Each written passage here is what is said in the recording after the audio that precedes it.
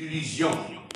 Ne nous leurrons pas nous-mêmes, car les solutions miracles en 2 temps, 3 mouvements n'existent pas, sauf dans la panoplie de certains charlatans qui foisonnent actuellement et font fortune sur le dos de certains adeptes crédules.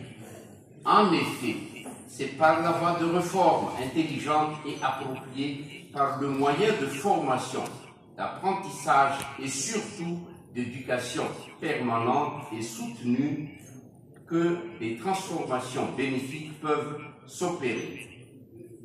Et à cette fin, les élections constituent les moyens adéquats et privilégiés pour opérer démocratiquement les changements positifs à apporter, à condition toutefois que ces élections sont libres, transparentes et acceptées par tous. Or, ici, nous ne manquons pas de faire part de nos vives préoccupations et tirer la sonnette d'alarme face à certaines irrégularités flagrantes, pour ne pas dire des dérives intolérables relatives à l'utilisation abusive de certaines prérogatives de puissance publique de la part de certains candidats qui se réclament de leur proximité avec le régime en place. Utilisation de ressources humaines, de certains matériels ou d'infrastructures à des fins de propagande politique.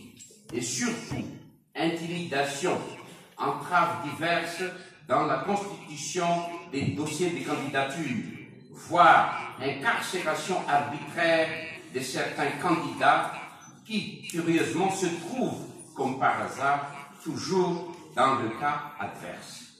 Force est cependant de reconnaître que pour certains cas, la CENI, usant de ses bonnes prérogatives, a tranché en faveur de quelques candidats recalés à d'autres niveaux antérieurs. C'est une justice à lui rendre, que tout le monde en peine de la graine et les choses iront en s'améliorant. Les choses iront en s'améliorant progressivement, jour après jour, mois après mois, année après année. Surtout si tout le monde veut y mettre du sien. Car, en dépit du tableau plutôt sombre dressé auparavant, nous refusons d'abdiquer, nous refusons d'admettre que l'avenir du pays est définitivement bouché.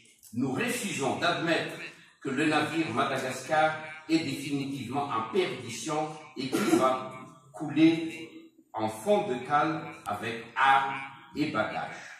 Nous en appelons solennellement à un véritable sursaut de patriotisme de la part de tous nos concitoyens, avec l'appui de tous les amis et partenaires qui, nous en sommes certains, ont aussi à cœur de nous aider. Un dialogue permanent et sans arrière-pensée, le sens de l'écoute et le respect de l'autre, la prise en considération des différences constituent la pierre angulaire pour baptiser solidement un avenir radieux pour cette île bénie des dieux, comme disait justement Jean Cocteau, je cite, « L'harmonie, c'est le croisement des contraires et non l'écrasement des différences. » Que chacun y médite en son âme et conscience.